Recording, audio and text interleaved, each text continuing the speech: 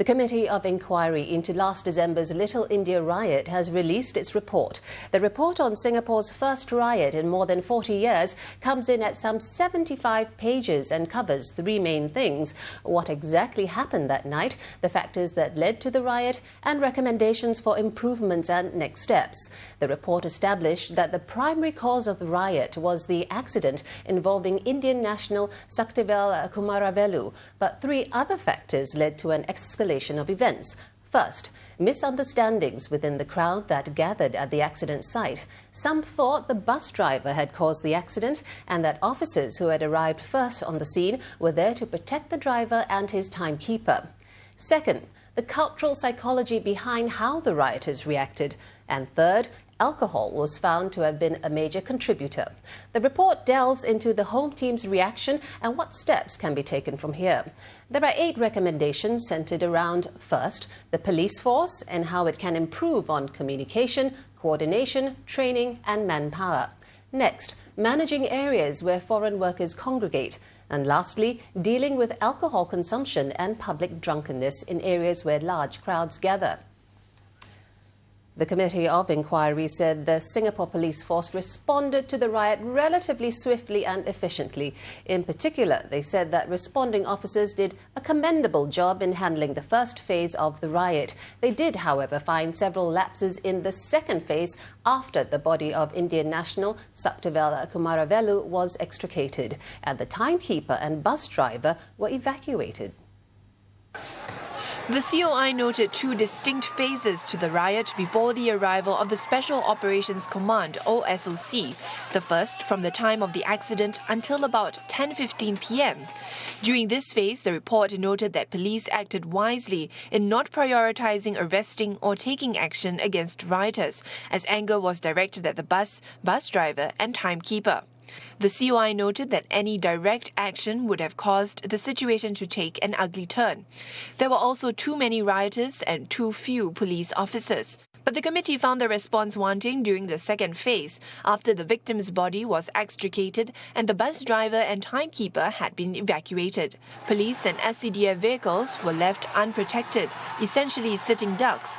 It was then that a small group of rioters began pelting the vehicles with projectiles, and this escalated when others joined in, with some overturning and eventually burning the vehicles. Several lapses were pointed out. The first, communication failure. Police officers could not clearly speak into or listen to their radio sets above the noise of the crowd, making it difficult to establish proper command and control and coordinate the arrival of additional officers and the SOC. The report noted that while there was actually a sizable number of officers present, they could not form up into a critical force as they were scattered and unaware of each other's positions. The second lapse was the police decision to hold their position and not to arrest rioters. This should have been re-evaluated when the SOC was late in arriving. It added that holding positions at 2 ends of the riot area was also not enough to prevent the free movement of rioters and could have emboldened rioters. The COI said there were enough officers to take action if they had been marshalled and directed to do so. The third lapse was the decision to prioritize dispersal over arrest after the arrival of the SOC. The committee noted while it may not be feasible to make arrests during incidents involving large numbers, the number of rioters was already dwindling when the SOC arrived. It added that making arrests is imperative when violence is threatened or taking place and when the number of rioters is not large. The COI concluded, however, that the lapses in the second phase of the riot were an aberration and do not reflect serious or systemic failings. Instead, it reflected the decisions of the ground commander, who could have taken more positive action. It noted that frontline officers may not always be able to wait for the SOC during public order incidents, and it is therefore important to learn from the incident so that future responses are improved. Well, misperceptions about the accident and the immediate response by first responders were contributory factors which the committee said fueled the escalation of the riot. Initial grief and anger led to fury and escalating violence. The crowd had blamed the bus driver for causing the death of Indian national Saktivel Kumaravelu. When first responders arrived, the crowd thought they were helping the bus driver and timekeeper by escorting them from the bus instead of arresting them. That aggravated the crowd further. Workers interviewed by the committee also spoke of rumours circulating, for example, that Mr. Kumaravelu had not died instantly and that he was shouting for help. This was untrue. Another rumour was that the bus timekeeper had pushed Mr. Kumaravelu off the bus. Again, this was not true. The timekeeper was not on or anywhere near the bus when the accident happened. The committee said such rumours could have contributed to the sense of injustice that fueled the anger of the crowd. Well, another factor which the committee identified as contributing to the riot was a desire for street justice or retributive justice on the part of the rioters. Misunderstandings about how the fatal accident happened, as well as the response by authorities at the scene, provoked the crowd. But there was another factor at play, that of the law of the underdog, a sense of street justice harboured by Indian nationals. A witness who was born and raised in India testified at the public hearing that there is a huge wave of sympathy towards a fellow brother, and then there is this mob angst that comes up. Another witness, an Indian citizen now living in Singapore, said they feel heroism is to disobey the law enforcers. The committee said some of the workers at the scene that night could have carried elements of such cultural psychology. This is consistent with evidence that the rioters had specifically targeted police and civil defence vehicles, with comparatively little damage done to private property.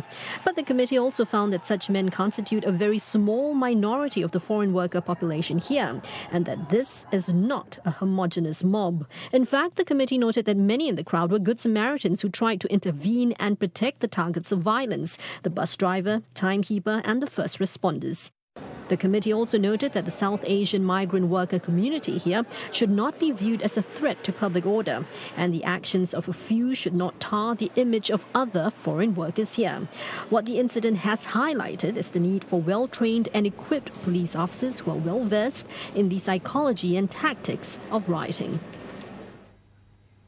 The committee also said that while alcohol was not a direct cause of the December 8th riot in Little India, it was a major contributory factor to the nature and escalation of the incident.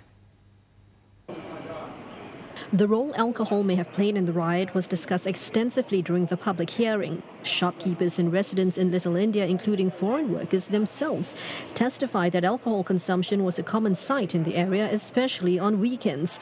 Many of the foreign workers who were present at the scene of the riot admitted to consuming alcohol that night.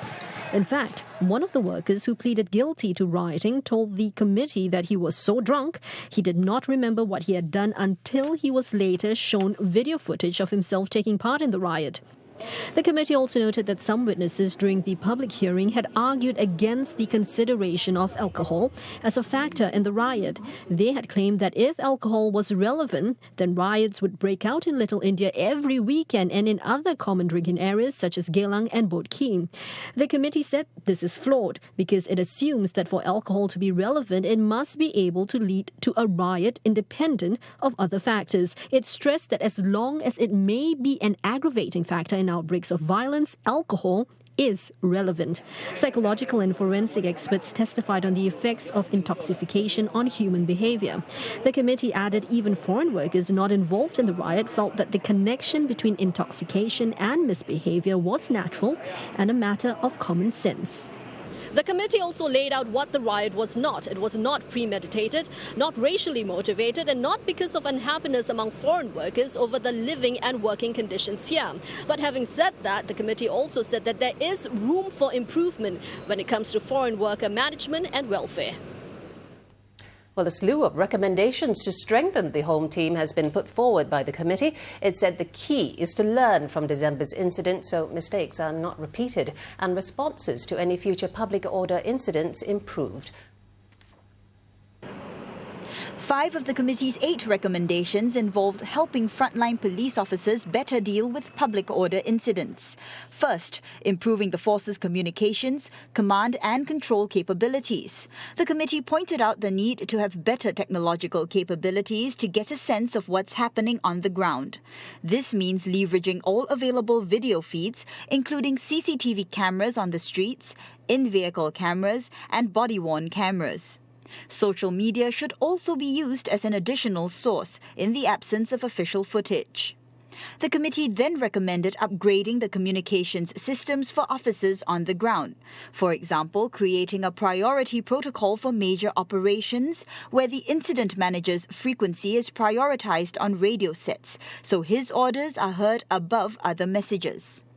On diffusing fast-escalating public order situations, the committee suggested frontline officers get training, protective gear and other equipment to deal with such unexpected incidents.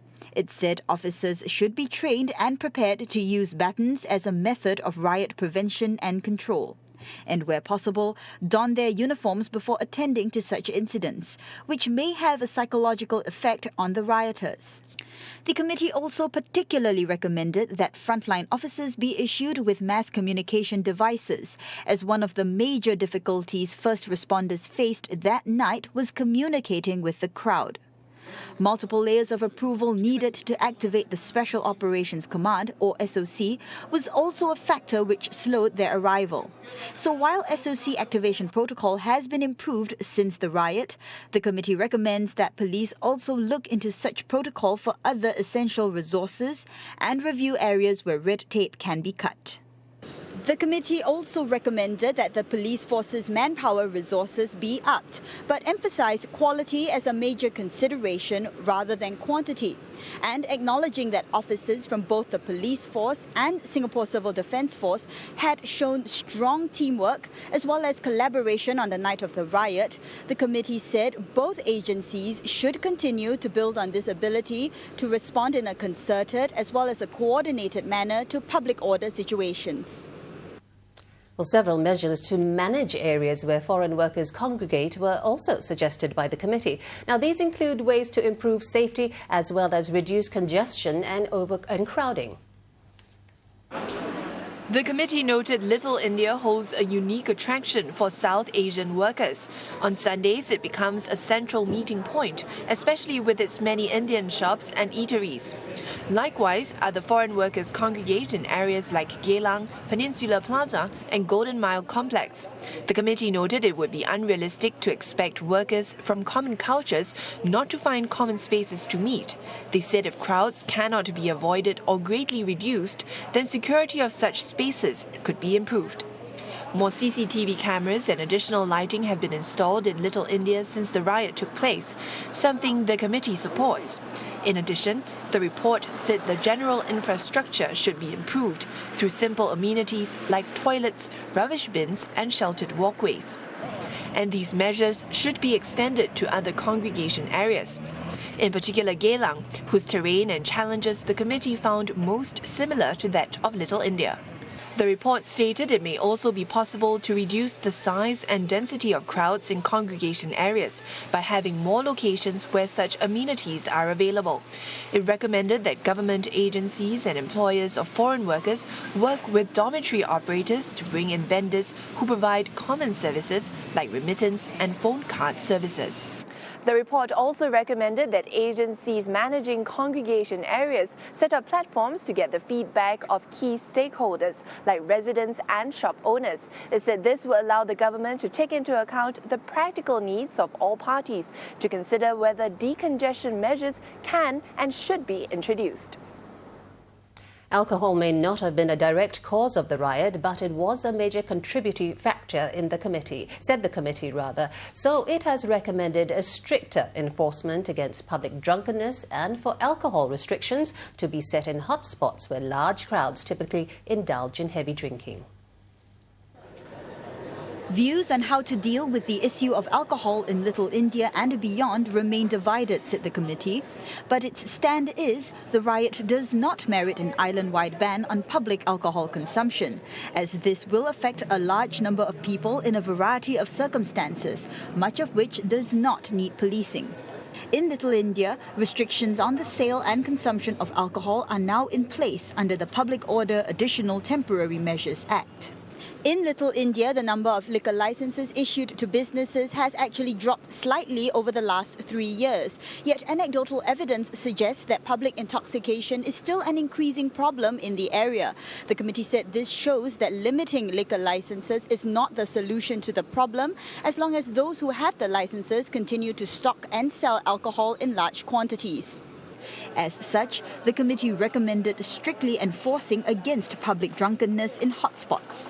These are areas where large crowds typically indulge in heavy drinking and where an event could trigger the breakdown of public order.